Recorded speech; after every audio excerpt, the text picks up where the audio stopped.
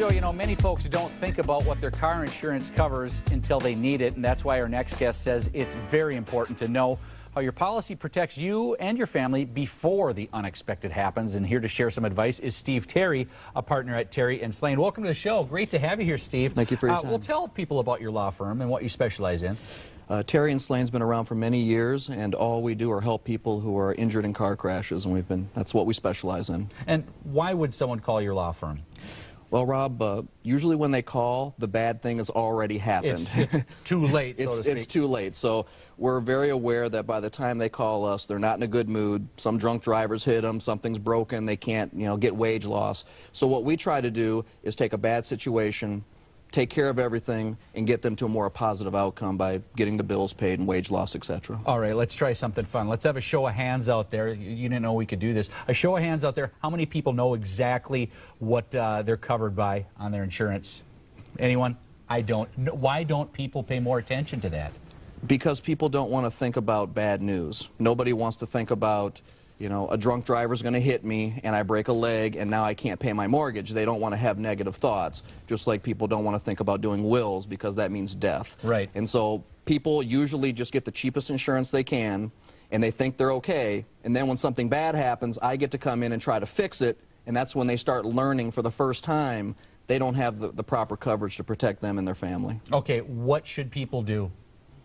Well, the first thing you need to do is grab your policy and see what you have.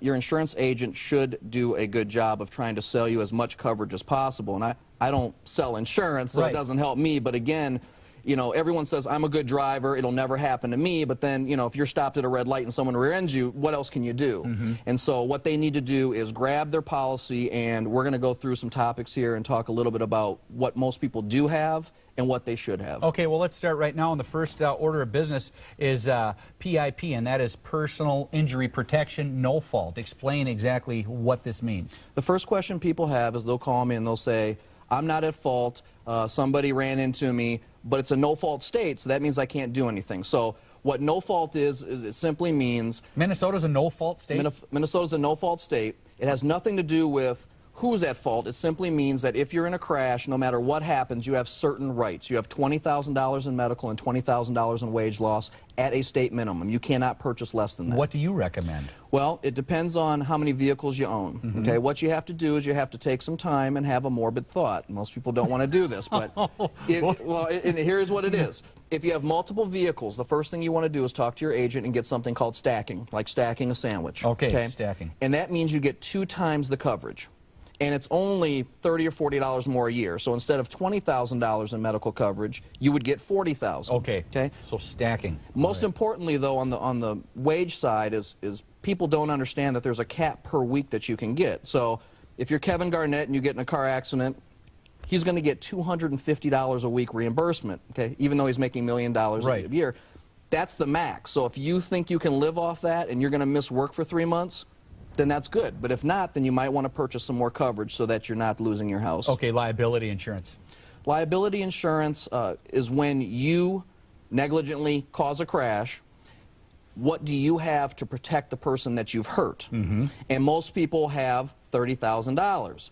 Again, no one plans to rear-end someone or, be on your Palm Pilot. That's why they're called accidents. Exactly. So you just have to think, if I make a mistake and I injure somebody, how much coverage do I want to have before they're going to start looking at my house? Okay, and then the final one is the unmatched, uninsured, or underinsured motorist.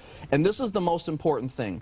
Usually what happens is whatever you have for the bodily injury, so most people have 30, is also going to match what you have for uninsured and underinsured. But this is the most important thing that you can do to protect your family. The example is this. You're driving along, someone hits you, and they have no insurance. Okay? Right. You then go to your own policy, your uninsured motorist coverage. Most people have $30,000. Again, think about it. If you were unable to work for 6 months, is $30,000 enough to help you and your family? Probably not. Right. You should, at a minimum, have $100,000. Okay? Underinsured is simply a different scenario. Someone injures you, they don't have enough coverage, so then you bring a secondary claim against your policy for underinsured. And again, most people have 25 or 30. At a minimum, you have to have $100,000. Okay, the big question a lot of people may be wondering, say you're spending right now $200 a month on a couple of cars for insurance, and you have the minimum, like you just shown. If you raise it up to that 100,000, how much will your insurance go up? Can you just ballpark it? There is no direct answer to that. I will tell you this. The real question is, can you afford not to purchase more insurance? Right, if you go from $200 to $260, $60 a month is real money. Yeah, but that's really nothing for the peace of mind and what if. Because if you can't work, and the difference between $30,000 and $100,000 is a lot more than $60.